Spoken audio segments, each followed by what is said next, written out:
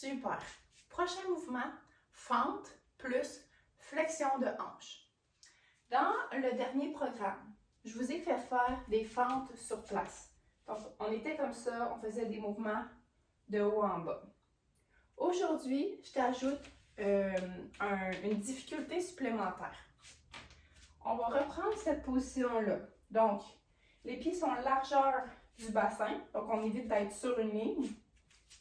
On va refaire notre fente, même principe. L'arche de pied est engagée, le genou est aligné avec le deuxième orteil, les hanches pointent vers l'avant. Donc, fente. Mais quand on va arriver en haut, on va faire une flexion de hanche avec la jambe qui est en arrière.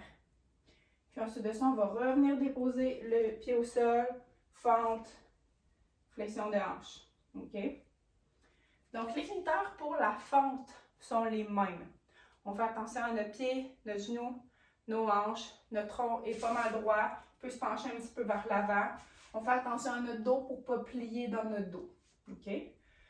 Pour la flexion de hanche, quand je vais arriver en haut, je vais tirer mon genou, un peu comme un genou haut. Je vais tirer mon genou vers l'avant. Ici, je ne veux pas voir ça. J'exagère, OK? Mais je ne veux pas que votre dos il bouge ici. Je veux que tu sois capable, encore une fois, de garder ton dos, ton bas de dos en position neutre. Donc, tu vas tirer ta tête vers le haut. C'est juste ici que ça bouge. Ici, il ne devrait pas avoir de mouvement de bassin ni de dos. Puis le bassin va être orienté vers l'avant.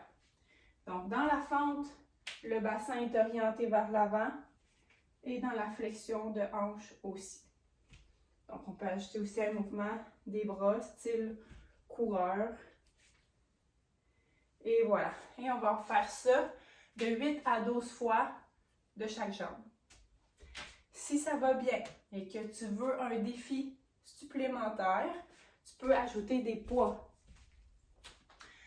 Donc, tu pourras avoir ici une charge dans chaque main.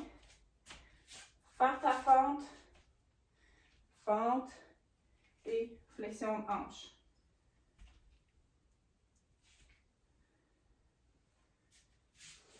Voilà. Il reste juste un exercice. Je te montre ça à l'instant.